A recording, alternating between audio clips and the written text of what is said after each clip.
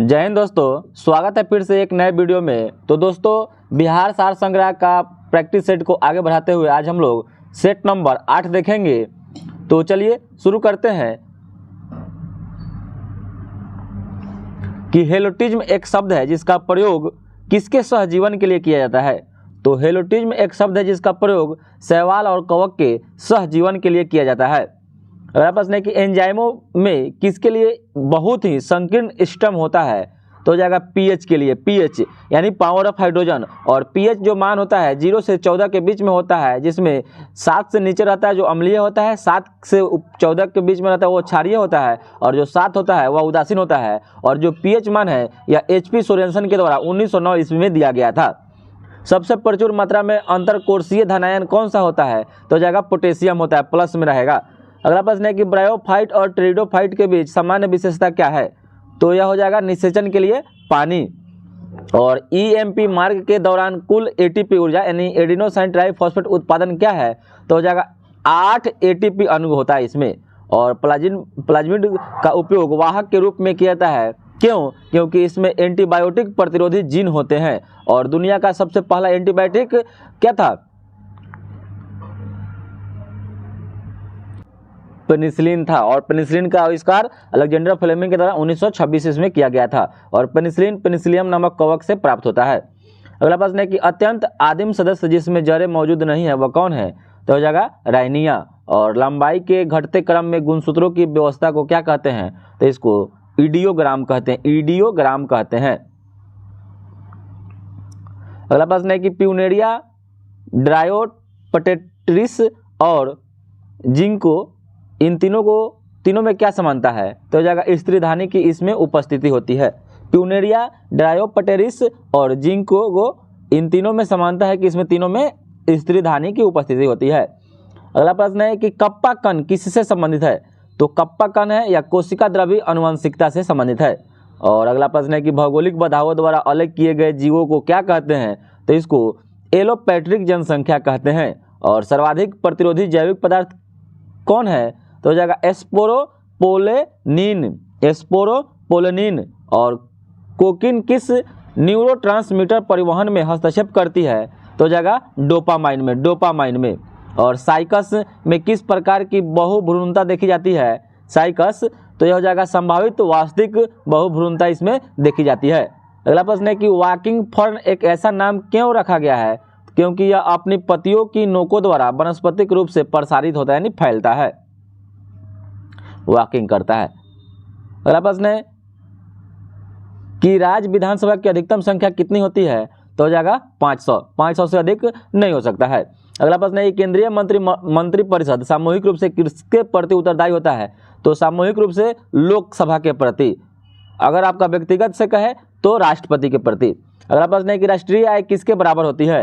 तो हो जाएगा एनएनपीएफसी के बराबर होता है, एनएनपीएफसी के बराबर होता है। अगला प्रश्न है किस केंद्रीय मंत्रालय ने ई सार्स मोबाइल ऐप लॉन्च किया है। तो हो जाएगा ग्रामीण विकास मंत्रालय ने। अगला प्रश्न है कि रुद्राक्ष पाटिल का संबंध किस खेल से है। तो रुद्राक्ष पाटिल का संबंध निशानेबाजी से है। अगला प्रश्न है कुमार पोस्ट सियाचिन में तैनात होने वाली पहली महिला अधिकारी कौन है। तो हो जाएगा कैप्टन शिवा चौहान। और अगला प्रश्न है कि कौशाम्बी किस महाजनपद की राजधानी थी। तो हो जाएगा वत्स। और महाजनपदों की संख्या कितनी है। तो 16। और इसकी जानकारी कहाँ से मिलती है। अंगुत्तर निकाय से मिलती है। और रूस किस संधि द्वारा प्रथम विश्व युद्ध से अलग हो गया। तो हो जाएगा ब्रेस्ट लिटोवस्क की संधि के तहत। और प्रथम विश्व युद्ध 1914 से लेकर 1918 के बीच में हुआ था। अगला प्रश्न है कि विस्थापन का दूरी के साथ अनुपात हमेशा क्या होता है। तो 1 के बराबर या कम होता है। अगला प्रश्न है कि द्वार कोशिकाओं में जब जल अंदर होता है तो वे फूल जाती है और रंध्र का छिद्र क्या हो जाता है। तो हो जाएगा रंध्र का छिद्र भी खुल जाता है। और सरकार द्वारा लगाई गई रुकावटों और प्रतिबंधों को हटाना क्या कहलाता है। तो इसको उदारीकरण कहते हैं। और कांगड़ा लघु चित्रकला किस राज्य में बनाई जाती है। तो ये हो जाएगा हिमाचल प्रदेश में। और मानव विकास रिपोर्ट किसके द्वारा प्रकाशित किया जाता है।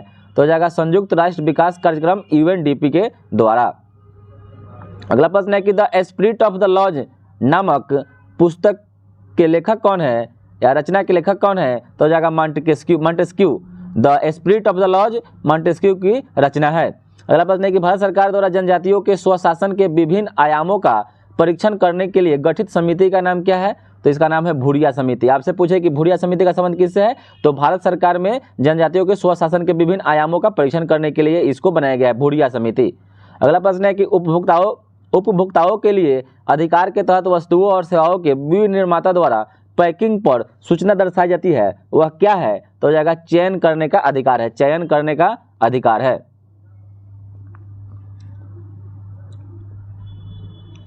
अगला प्रश्न है कि अभिनेत्र लेंस की वक्रता किसके द्वारा रूपांतरित की जा सकती है, तो हो जाएगा पक्षमाभि पेशियों के द्वारा।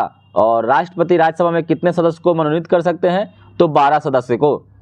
और एकरा यानी अकरा किस देश की राजधानी है, तो हो जाएगा घाना की राजधानी अकरा है, और मुद्रा वहाँ का केडी है, घाना अकरा केडी।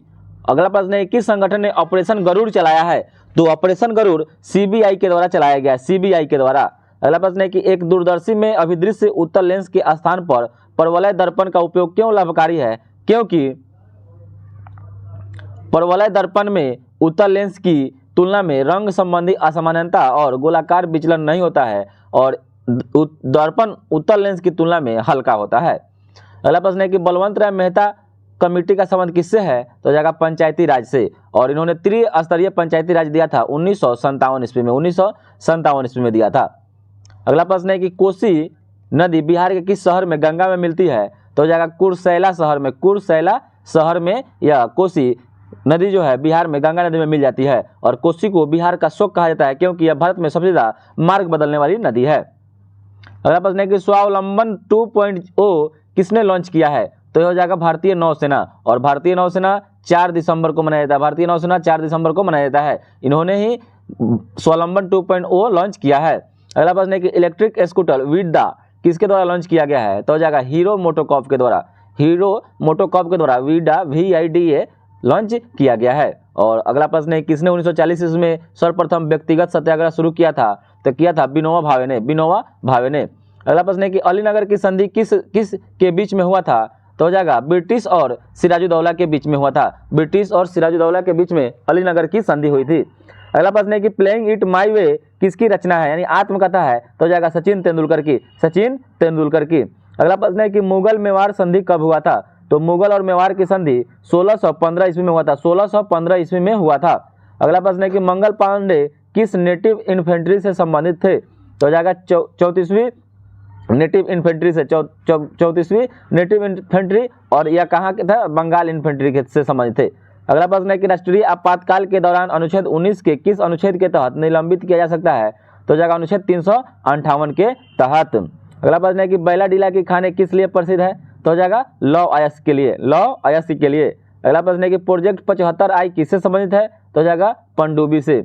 और ब्रॉन्ज मेटल किसका किसका मिश्रण होता है, तो ये हो जाएगा CU और CU और SN का, CU और SN का यह मिश्रण होता है। और पश्चिमी घाट में प्रसिद्ध कुद्रे मुख क्या है, तो हो जाएगा एक पर्वतीय चोटी है, पर्वतीय चोटी है। अगला प्रश्न है कि भारत का एकमात्र तैरता हुआ राष्ट्रीय उद्यान कौन सा है, तो हो जाएगा केबुल लमजाओ, जो कहाँ है, मणिपुर में है, मणिपुर में, जो विश्व का एकमात्र तैरता हुआ राष्ट्रीय उद्यान है। अगला प्रश्न है कि क्षेत्रफल के अनुसार भारत का सबसे बड़ा राज्य कौन सा हो जाएगा, तो ये हो जाएगा राजस्थान। जनसंख्या से आपसे पूछे सबसे बड़ा, तो उत्तर प्रदेश, और जनसंख्या में सबसे छोटा पूछे तो हो जाएगा आपका जनसंख्या में सिक्किम हो जाएगा। अगला प्रश्न है कि एक समान वृत्तीय गति में कौन सी राशि स्थिर होती है, तो हो जाएगा चाल स्थिर होती है एक समान वृत्तीय गति में। अगला प्रश्न है कि अमिश्रणीय द्रव्यों को अलग करने की विधि कौन सी है, तो हो जाएगा प्रभाजी आसवन। और गंगा के निचले मैदान मुख्यतः किस फसल के लिए आदर्श परिस्थिति प्रदान करते हैं, तो हो जाएगा जूट पटसन। और पटसन में सबसे ज़्यादा उत्पादन कौन सा राज्य करेगा, तो यह आपका पश्चिम बंगाल करेगा। और आपसे पूछे कि देश, तो बांग्लादेश। अगला प्रश्न है कि प्राचीन मगध राज्य की प्रथम राजधानी कहाँ थी या कौन सा शहर था, तो हो जाएगा राजगिरी यानी राजगीर। और कालाजार हो जाता है किस प्रकार के जनित रोग है, तो हो जाएगा प्रोटोजोआ जनित रोग है, कालाजार प्रोटोजोआ जनित रोग है। अगला प्रश्न है कि भारतीय संविधान की उद्देशिका में संविधान संशोधन किया गया था, तो हो जाएगा 42वां संविधान संशोधन 1976 ईस्वी में। और वायु में ध्वनि तरंगे किन तरंगों के रूप में विचरण करती है, तो वायु में ध्वनि तरंगे केवल अनुदैर्ध्य तरंगों के रूप में करती है। वायु में ध्वनि तरंगे केवल अनुदैर्ध्य तरंगों के रूप में करती है। अगला प्रश्न है कि बहुत ठंडे मौसम में एसन किस कारण से पाउडर में बदल जाता है? क्योंकि सफेद एसन के स्लेटी एसन में बदलने के कारण, जो कि अक्रिस्टलीय है। अगला प्रश्न है कि पूर्ति के नियम के अनुसार जब एक वस्तु की कीमत एवं उसकी पूर्ति मात्रा के मध्य में कैसा संबंध होता है? तो इसमें धनात्मक संबंध होता है। अगला प्रश्न है कि किसी खेत में क्रमवार नियोजित कार्यक्रम के अनुसार विभिन्न फसलों के उगाने को क्या कहते हैं? तो इसको फसल चक्र बोलते हैं, फसल चक्र बोलते हैं। और रुपया किस देश की मुद्रा का नाम है? तो हो जाएगा इंडोनेशिया। इंडोनेशिया की राजधानी जकार्ता और वहाँ का मुद्रा जो है रुपया है। अगला प्रश्न है कि कच्चा माल किस प्रकार की पूंजी में सम्मिलित किया जाता है? तो हो जाएगा कार्यशील पूंजी में इसको सम्मिलित किया जाता है। और व्यावसायिक बैंकों का मुख्य कार्य क्या है? तो जमा स्वीकार करना और ऋण देना, जमा स्वीकार करना और ऋण देना। अगला प्रश्न है कि फ्रांस के किन दो नेताओं ने नेशनल असेंबली के गठन की घोषणा किया? तो हो जाएगा मिराबियो और आवे सीएने। मिराबियो और आरे सीवे ने फ्रांस में नेशनल असेंबली के गठन का घोषणा किया था। अगला प्रश्न है कि भारत रत्न विजेता भूपेन हजारिका का संबंध किस क्षेत्र से है? तो हो जाएगा कला, आर्ट। और मुख्यमंत्री के कार्य व शक्तियों का उल्लेख भारतीय संविधान के किस अनुच्छेद में मिलता है? तो हो जाएगा अनुच्छेद 167 में मिलता है। अगला प्रश्न है कि आंत में पाचन के पश्चात अवशेषित वसा का वहन किसके द्वारा किया जाता है? तो यह हो जाएगा रुधिर के द्वारा किया जाता है, रुधिर के द्वारा किया जाता है।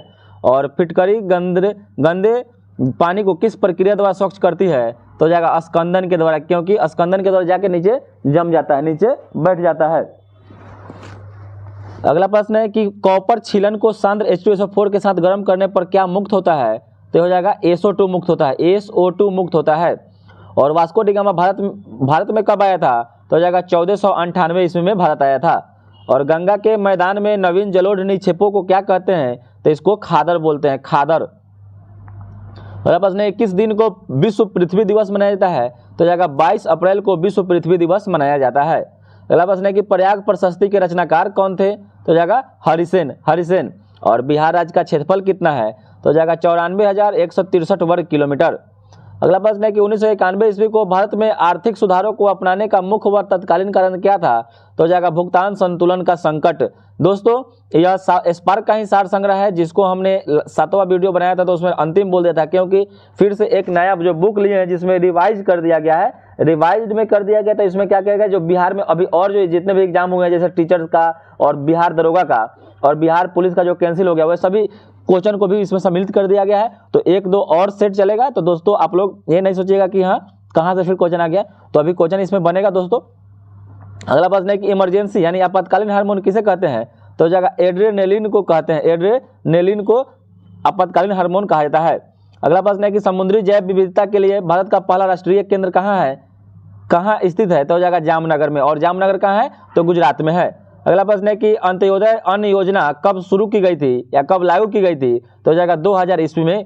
अगला प्रश्न है कि भारतीय संविधान के कौन से भाग को 7वें संविधान संशोधन 1956 के द्वारा हटा दिया गया? तो हो जाएगा भाग 7 को हटा दिया गया।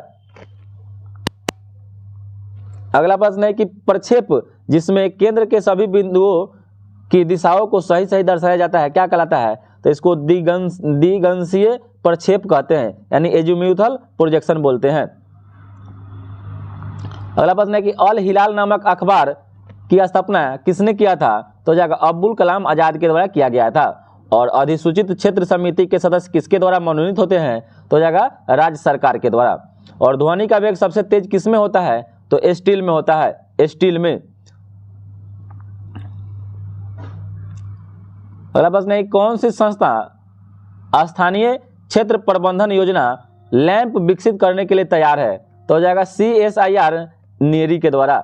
और सुभाष चंद्र बोस द्वारा फॉरवर्ड ब्लॉक का गठन कब किया गया? तो हो जाएगा 1939 ईस्वी में किया गया था। और पंजाब का ब्रिटिश साम्राज्य में विलय किस वर्ष हुआ? तो हो जाएगा 1849 ईस्वी में, 1849 ईस्वी में हुआ था। और भारत का सबसे उत्तरी दिशा में स्थित कौन सा जैव मंडल भंडार स्थित है? तो हो जाएगा कोल्ड डिजर्ट। और जापान की मुद्रा का क्या नाम है? तो यह येन। अगला प्रश्न है कि मुद्रा का प्राथमिक कार्य क्या है? तो जाएगा विनिमय का माध्यम एवं मूल्य का मापक करना। और सर्वाधिक प्रचुरता वाला उत्पादन साधन कौन सा है? तो हो जाएगा भूमि, और भूमि के बाद आ जाएगा श्रम। पहले भूमि में सबसे ज़्यादा उत्पादन साधन है, उसके बाद दूसरा याद रखिएगा श्रम, दूसरा क्या होगा? श्रम आएगा। अगला प्रश्न है कि दो सेक्टर अर्थव्यवस्था प्रारूप में समग्र मांग कौन सी होती है? तो हो जाएगा सी और आई होता है, याद रखिएगा सी और आई होता है। और हिटलर का जन्म कहाँ हुआ था? तो हो जाएगा जर्मनी के ब्रिनाई में हुआ था। और अगला प्रश्न है कि प्राकृतिक संसाधनों के दोहन से वस्तु का उत्पादन करने वाला क्षेत्र क्या कहलाता है? तो इसको प्राथमिक क्षेत्र बोलते हैं। प्राथमिक क्षेत्र में कृषि आता है। अगला प्रश्न है कि राज्य विधान परिषद की न्यूनतम संख्या 40 होती है। राज्य विधान परिषद की न्यूनतम संख्या 40। जम्मू कश्मीर जब राज था तो उस समय वहाँ पर 36 विधान परिषद था, तो वो अपवाद में था, क्योंकि अब जम्मू और कश्मीर क्या हो गया है, यहाँ पर लद्दाख और जम्मू कश्मीर को यूनियन टेरिटरी बना दिया गया है। अगला प्रश्न है कि तैरते द्वीपों का झील लोकटक झील को कहा जाता है, जो कहाँ है? मणिपुर में है। और बिहार का कौन सा जिला स्वर्ण खनिजों के उत्पादन की सूची में है? तो हो जाएगा जमुई। और भारत छोड़ो आंदोलन के प्रस्तावक कौन थे? तो हो जाएगा पंडित जवाहरलाल नेहरू थे। अगला प्रश्न है कि किस मध्यकालीन संत के उपदेश अभंग में संकलित हैं? तो याद रखिएगा तुकाराम। कहीं कहीं नामदेव भी देता है, नामदेव, लेकिन ये आपका तुकाराम ही सही इसका आंसर होगा। अगला प्रश्न है कि कौन सा बहुलक संघनन बहुलीकरण क्रिया विधि से बनता है? तो हो जाएगा नाइलोन बनता है। अगला प्रश्न है कि प्रथम विश्व युद्ध के प्रभाव के रूप में महिलाओं ने नई भूमिका में प्रवेश क्यों किया? क्योंकि उन्होंने युद्ध काल में कारखानों, कार्यशालाओं एवं व्यापारिक प्रतिष्ठानों में काम करना शुरू किया था। और बिहार के किस जिले में अधिकतम क्षेत्रफल में अति सघन वन मिलते हैं? तो हो जाएगा पश्चिमी चंपारण। और क्षेत्रफल की दृष्टि से सबसे बड़ा जिला भी पश्चिमी चंपारण ही है। और जनसंख्या से पूछे तो पटना हो जाएगा। अगला प्रश्न है कि भारतीय संविधान के कौन से भाग में कल्याणकारी राज्य की संकल्पना है? तो हो जाएगा राज्य के नीति निषेध तत्व जो आयरलैंड के देश से भारत ने ग्रहण किया है, जो अनुच्छेद 36 से 51 में निहित है। अगला प्रश्न है कि कौन सी गैस ओजोन परत के लिए मुख्यतः हानिकारक है? तो हो जाएगा क्लोरोफ्लोरोकार्बन CFC। अगला प्रश्न है कि अवसर की समानता से संबंधित अनुच्छेद कौन सा है? तो हो जाएगा अवसर की समानता अनुच्छेद 16। और फ्रांस का जो शासक लुई 16वां था किस राजवंश से था? तो इसको था बुर्बो राजवंश से था। और रस संवेदी ग्राही भोजन से किसका पता लगाते हैं? तो इसे स्वाद का पता लगाते हैं। और सेंटियागो किस देश की राजधानी है? तो हो जाएगा चिली की राजधानी है, चिली। और यूनेस्को का मुख्य कार्य क्या है? तो यूनेस्को का मुख्य कार्य शिक्षा, विज्ञान एवं संस्कृति में अंतर्राष्ट्रीय सहयोग द्वारा शांति स्थापित करना। और दूरी समय ग्राफ का ढलान देता है, तो हो जाएगा दूरी समय तो चाल देता है। और कालाशोक किस राजवंश से संबंधित था? तो हो जाएगा शिशुनाग। कालाशोक किस राजवंश से? तो शिशुनाग राजवंश से संबंधित था। अगला प्रश्न है कि तांबे की वस्तुएं अपनी चमक खो देती है। तांबे की वस्तुएं अपनी चमक खो देती है और हरे रंग की परत बनाती है, वह क्या है? तो वह है क्षारीय कॉपर कार्बोनेट है।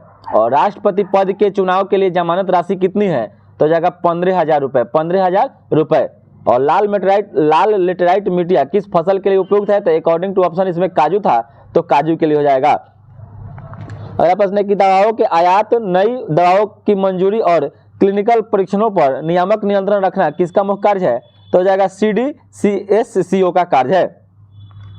अगला प्रश्न है कि द्रव अवस्था में गुजरे बिना गैसीय अवस्था का सीधे ठोस अवस्था में परिवर्तन क्या कहलाता है? तो इसको निक्षेपण बोलते हैं। और सीधे ठोस से सीधे गैस में बन जाएगा तो उसको उर्ध्वपातन बोलते हैं। दोनों एक दूसरे के अपोजिट है, दोनों याद रखिएगा। मतलब ठोस से सीधे गैस बनेगा तो उसको क्या बोलेंगे? तो उसको उर्ध्वपातन बोलेंगे। और सीधे गैसीय अवस्था का सीधे ठोस में बदल जाएगा तो उसको निक्षेपण बोलते हैं। ये क्वेश्चन बहुत ही इंपॉर्टेंट है, ये बात दोनों को याद रखिएगा दोस्तों। अगला प्रश्न है कि क्वेश्चन तो सभी इंपॉर्टेंट है क्योंकि ये सभी क्वेश्चन पूछे हुए हैं। PR श्रीजेश और सविता पुनिया का संबंध किस खेल से है? तो जाएंगे हॉकी से। और कौन सी रुधिर कणिका रक्त के थक्का निर्माण में सहायक होते हैं? तो जाएगा प्लेटलेट्स। और जब संवैधानिक संशोधन का विधेयक राष्ट्रपति के पास जाता है तो राष्ट्रपति अपनी स्वीकृति प्रदान करने के लिए बाध्य हैं। अगला प्रश्न है कि भारत में नागरिक उड्डयन मंत्रालय द्वारा 2023 में विमानन क्षेत्र में विनियमों को बढ़ाने के लिए कौन सा विधेयक पेश किया गया है? तो किया गया है विमान मसौदा अधिनियम पेश किया गया। और अगला प्रश्न है कि ऊष्मागतिकी के द्वितीय नियम का तात्पर्य क्या है? तो किसी ऊष्मा इंजन की क्षमता 100% नहीं हो सकती है, 100% नहीं हो सकती है। अगला प्रश्न है कि भारतीय संविधान का कौन सा अनुच्छेद राष्ट्रपति को जानकारी देने के संबंध में प्रधानमंत्री के कर्तव्य से संबंधित है? तो जाएगा अनुच्छेद 78। और क्रिकेट विश्व कप 2023 के फाइनल में ऑस्ट्रेलिया ने भारत को कितने विकेट से हराकर विश्व कप जीता? तो 6 विकेट से, और टोटल 6 बार यह जीत चुका। अगला प्रश्न है कि पॉलीसाइथेमिया में किस प्रकार की कोशिकाओं की संख्या अधिकाधिक हो जाती है? तो जाएगा एरिथ्रोसाइट में। और उस सोडियम यौगिक का नाम बताइए जिसका उपयोग कठोर जल को मृदु करने के लिए किया जाता है? तो जाएगा धोवन सोडा।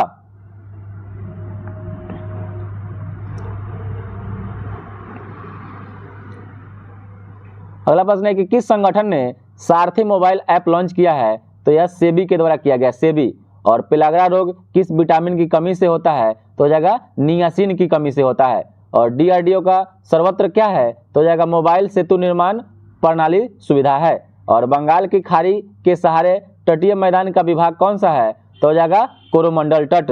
और पोलर पानी क्या है? तो पोलर पानी यह एक वर्षा के जल को कहते हैं जिसका उपयोग राजस्थान में सबसे ज्यादा किया जाता है। अगला प्रश्न है कि संविधान के किस अनुच्छेद के अंतर्गत भारत के निर्वाचन आयोग का गठन किया गया? तो जाएगा अनुच्छेद 324 के तहत। अगला प्रश्न है कि भारत में स्थानीय शासन किस सूची का विषय है? तो जाएगा स्थानीय स्वशासन या राज्य सूची का विषय है। और वह व्यक्ति जो देशबंधु के नाम से जाना जाता है कौन था? तो जाएगा चित्तरंजन दास। और चित्तरंजन दास और मोतीलाल नेहरू ने 1923 में एक दल का स्थापना किया था। तो दोस्तों उस दल का क्या नाम था? जो आप लोग कमेंट में जरूर बताइएगा, क्योंकि आप लोग कमेंट नहीं करते हैं, तो इसलिए इस क्वेश्चन का आंसर आप लोग कमेंट में जरूर बताइएगा। अगला प्रश्न है कि सरकारी आयोग का संबंध किससे है? तो हो जाएगा केंद्र और राज्य संबंधों से। अगला प्रश्न है कौन सा पादप हार्मोन वृद्धि का संदमन करता है? तो हो जाएगा एब्सिसिक अम्ल करता है। अगला प्रश्न है कि राष्ट्रीय खेल दिवस कब मनाया जाता है? तो राष्ट्रीय खेल दिवस 29 अगस्त को मनाया जाता है मेजर ध्यानचंद के जन्मदिन पर। अगला प्रश्न है कर्पूरी देवी एक प्रसिद्ध कलाकार पेंटिंग की किस विधा से संबंधित है? तो जाएगा मधुबनी पेंटिंग से है। अगला प्रश्न है कि जब एक पत्थर के टुकड़े को एक धागे से बांधकर क्षैतिज वृत्ताकार पथ पर घुमाया जाता है तो पत्थर के टुकड़े का वेग किस बिंदु पर क्या होगा? तो हो जाएगा उस बिंदु पर वृत्ताकार पथ के स्पर्शीय रेखा के अनुदिश होगा। अगला प्रश्न है कि रैयतवाड़ी व्यवस्था का प्रतिपादक कौन था? तो जाएंगे थॉमस मुनरो था। और भारत में सूक्ष्म वित्तीय कंपनियों यानी गैर बैंकिंग वित्तीय कंपनियों का एक प्रकार का विनियामक प्राधिकरण कौन करता है? तो जाएगा आरबीआई करता है, भारतीय रिजर्व बैंक करता है। अगला प्रश्न है कि ऑपरेशन फ्लड का संबंध किससे है? तो जाएगा दुग्ध उत्पादन से। और ग्लोबल जेंडर गैप रिपोर्ट किसके द्वारा जारी किया जाता है? तो जाएगा वर्ल्ड इकोनॉमिक फोरम यानी विश्व आर्थिक मंच के द्वारा जारी किया जाता है। अगला प्रश्न है कि मनुष्य में श्रव्य आवृत्ति की परास तो 20 हर्ट्ज से 20,000 हर्ट्ज के बीच में होता है, यानी के का मतलब 1000 होता है। अगला प्रश्न है कि सबसे अधिक प्रयोग करने वाली ज्वार रोधी दवा कौन सा है? तो जाएगा पैरासीटामोल। और एक कौन गैर सदस्य के रूप में संसद के किसी भी सदन की कार्यवाही में भाग ले सकता है? तो जाएगा भारत का महान्यवादी आर्टिकल 76 में निहित है। और गंगा डेल्टा का सबसे उत्तरी बिंदु कहाँ है? तो जाएगा फरक्का में है, फरक्का।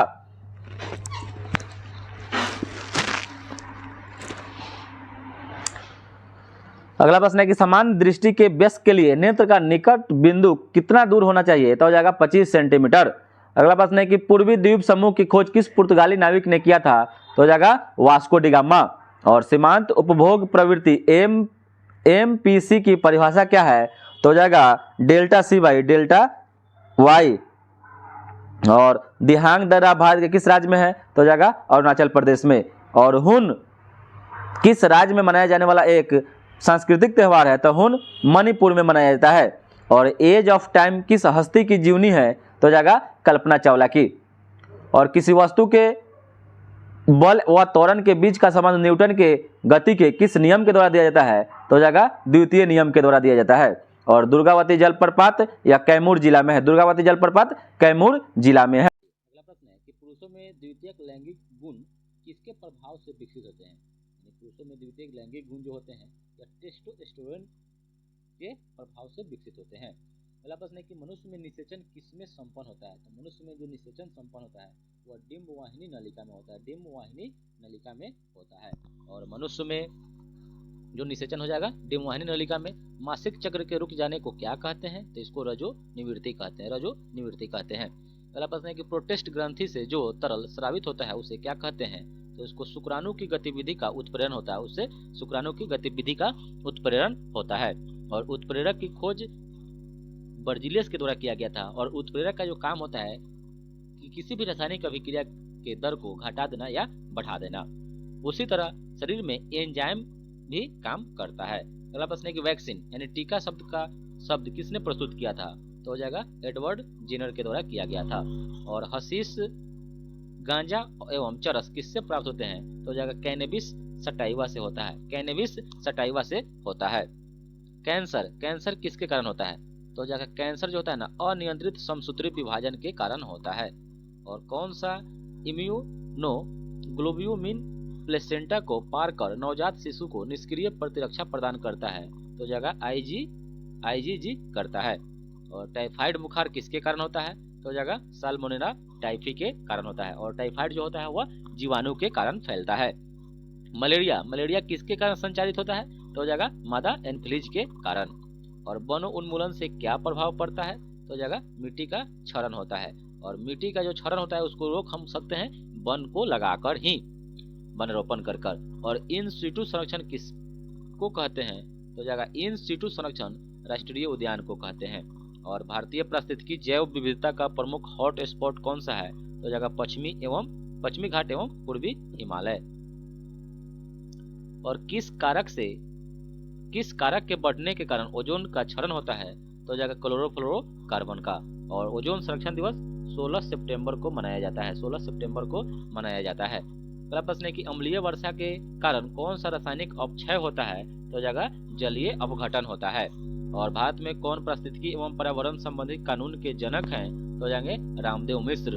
और स्लाइडेन और स्वान ने क्या प्रतिपादित किया था, तो जगह कोशिका सिद्धांत जो 1839 ईस्वी में दिया था। अगला प्रश्न है कि सामान्य कोशिकाओं की अपेक्षा कैंसर कोशिकाओं को रेडिएशन द्वारा आसानी से नष्ट किया जा सकता है, क्यों, क्योंकि वह तेजी से बढ़ने लगती है, और जो कैंसर होता है यह 4 प्रकार का होता है, कैंसर 4 प्रकार का होता है। और ब्लड कैंसर को आमतौर पर ल्यूकेमिया के नाम से जाना जाता है,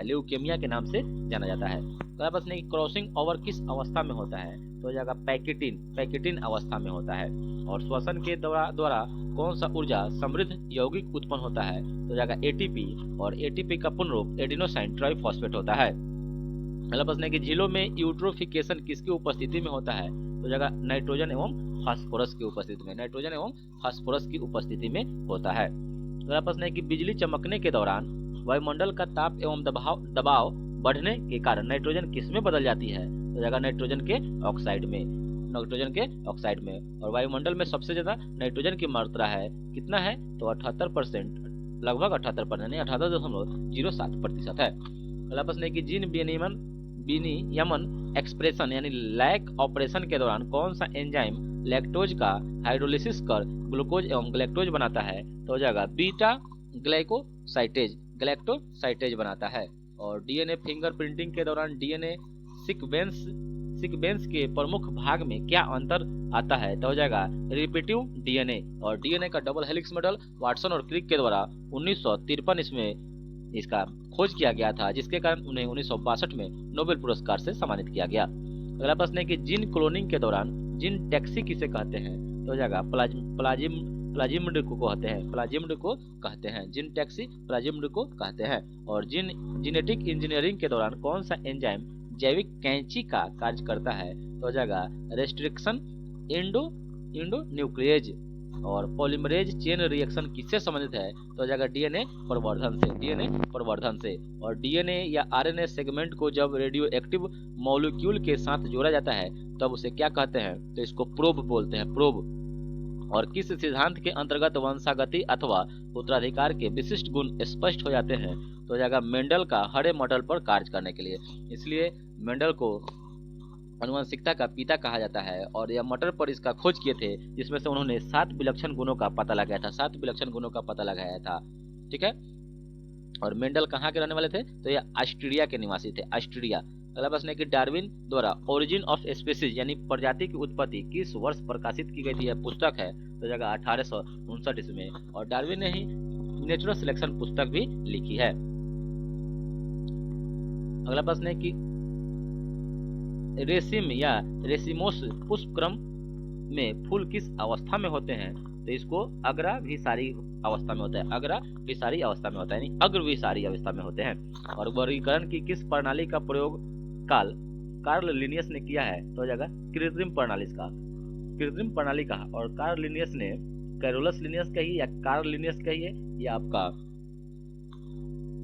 आधुनिक वर्गीकरण का पिता भी कहलाते हैं। अगला प्रश्न है किस वर्गीकीविद ने फूलों के पौधे के परिवार में पादप जगत के वर्गीकरण का वर्णन किया है? तो जगह हचिंसन ने किया है, हचिंसन।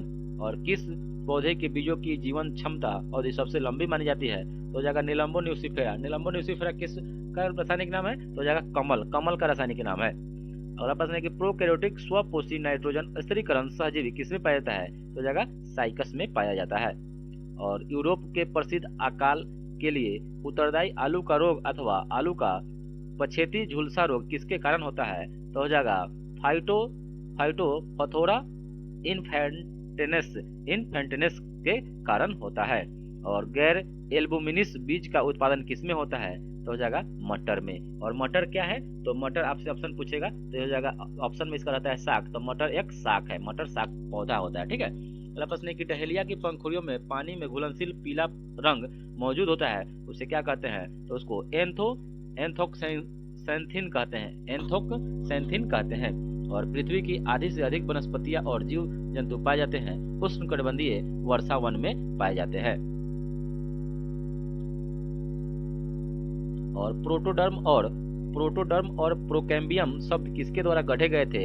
तो यह हैम्बरलैंड्स के द्वारा गढ़ा गया था। प्रोटोडर्म और प्रोकैम्बियम शब्द जो गढ़ा गया था वह हैम्बरलैंड्स के द्वारा गढ़ा गया था। और जड़ों में पेरिसाइकिल किसके लिए उत्तरदायी होता है? तो हो जाएगा पार्श्व जड़ों के निर्माण के लिए, पार्श्व जड़ों के निर्माण के लिए। जड़ों में पेरिसाइकिल किसके लिए उत्तरदायी होता है? तो पार्श्व जड़ों के निर्माण के लिए। और यूटुलैगो कवक द्वारा उत्पन्न रोग को स्मट रोग के नाम से जाना जाता है क्योंकि वे बीजाणुओं का कालिख युक्त द्रव्यमान उत्पन्न करते हैं, इसी कारण। अगला प्रश्न है कि ईस्ट एक एंजाइम कॉम्प्लेक्स का उत्पादन करता है। ईस्ट जिसको खमीरीकरण विधि के द्वारा बनाया जाता है, एंजाइम कॉम्प्लेक्स का उत्पादन करता है जो किण्वन के लिए जिम्मेदार होता है। यह कॉम्प्लेक्स क्या है? तो इसको जाइमेज बोलते हैं, जाइमेज, इसको जाइमेज बोलते हैं। और परागनलिका अध्यावरण द्वारा प्रवेश करती है, वह प्रक्रिया क्या कहलाती है? तो इसको मध्य प्रवेश बोलते हैं, मध्य प्रवेश बोलते हैं। और सबसे बड़ा एक कोशिकीय जीव कौन सा होता है? तो इसको एस्टिबुलेरिया बोलते हैं, एस्टिबुलेरिया। और डाइहाइब्रिड F1 के स्वपरागन के प्राप्त F2 संतति में कितने प्रकाश के जीनोटाइप बनते हैं? तो हो जाएगा 9 प्रकार के। और कौन सा जीवाणु अमोनियम लवण को नाइट्राइट में परिवर्तित करता है? तो इसको नाइट्रोसोनोमास बोलते हैं। और रैंकर कण किसमें पाए जाते हैं? तो हो जाएगा माइटोकॉन्ड्रिया में, माइटोकॉन्ड्रिया में रैंकर कण पाए जाते हैं। अगला प्रश्न है कि पौधे में नाइट्रोजन किस रूप में होती है? तो हो जाएगा नाइट्रेट के रूप में, पौधे में नाइट्रोजन नाइट्रेट के रूप में होती है। अगला प्रश्न है कि जब हम समान अवधि में बाएं से दाएं जाते हैं तो पी ब्लॉक के तत्वों में परमाणुओं का आकार में क्या होता है? तो आकार क्या हो जाता है? घट जाता है। और जब तांबे के चिप्स को सांद्र नाइट्रिक एसिड के संपर्क में लाया जाता है तो कौन सी गैस उत्पन्न होती है? तो जगह नाइट्रोजन डाइऑक्साइड उत्पन्न होती है। और जब अमोनिया का ऑक्सीकरण होकर नाइट्रिक अम्ल बनता है तो किस उत्प्रेरक का प्रयोग करते हैं? तो इसको प्लेटिनम रेडियम गेज का प्रयोग करते हैं। और सामग्रियों की वेल्डिंग और कूलिंग में नाइट्रोजन को प्राथमिकता क्यों दी जाती है? क्योंकि यह एक अक्रिय गैस है। और निकोटोजेन शब्द किस समूह को संदर्भित करता है? तो जगह समूह 15 को निकोटोजेन शब्द संदर्भित करता है। अगला प्रश्न है कि उत्पादक गैस यानी प्रोड्यूसर गैस को किस मिश्रण के रूप में परिभाषित किया गया है? तो जगह कार्बन मोनोऑक्साइड और नाइट्रोजन यानी CO और N2 के मिश्रण को प्रोड्यूसर गैस बोलते हैं। और कई दोहराई जाने वाली इकाइयों से बना कोई भी पदार्थ जिसे मर्स कहा जाता है वो क्या कहते हैं? तो तो इसको पॉलीमर बोलते हैं, पॉलीमर। और किस पॉलीमर के संश्लेषण के लिए नियमित आधार पर छोटे अणुओं की हानि आवश्यक होती है? तो हो जाएगा नायलॉन 66। और पॉलीमर की भंगुरता बढ़ने के साथ क्या होता है? तो हो जाएगा क्रिस्टलीयता बढ़ जाती है। और पॉलीमर किसको अवशोषित करता है और फैलता है? तो ये हो जाएगा पानी को अवशोषित करता है और फैल जाता है। लघु श्रृंखला कम आणविक भार वाले कौन से पॉलीमर को तरल या गैस पॉलीमर के रूप में जाना जाता है? तो हो जाएगा ओलिगो पॉलीमर।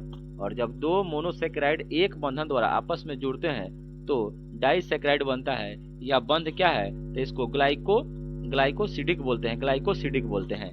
और आरएनए में किस नाइट्रोजन का आधार का अभाव होता है? तो हो जाएगा थाइमिन। जैसे साइटोनिन, गुआनिन और थाइमिन जो होता है उसमें आरएनए में थाइमिन नाइट्रोजन आधार का अभाव होता है। और जब हम एमिनो एसिड से अमाइन कैसे बना सकते हैं? तो हो जाएगा कार्बन डाइऑक्साइड को हटाकर। और डाइसेकेराइड को मोनोसेकेराइड में परिवर्तित करते समय कौन सा बंधन हाइड्रोलाइज हो जाता है? तो हो जाएगा ग्लाइकोसिडिक बंधन, ग्लाइकोसिडिक बंधक।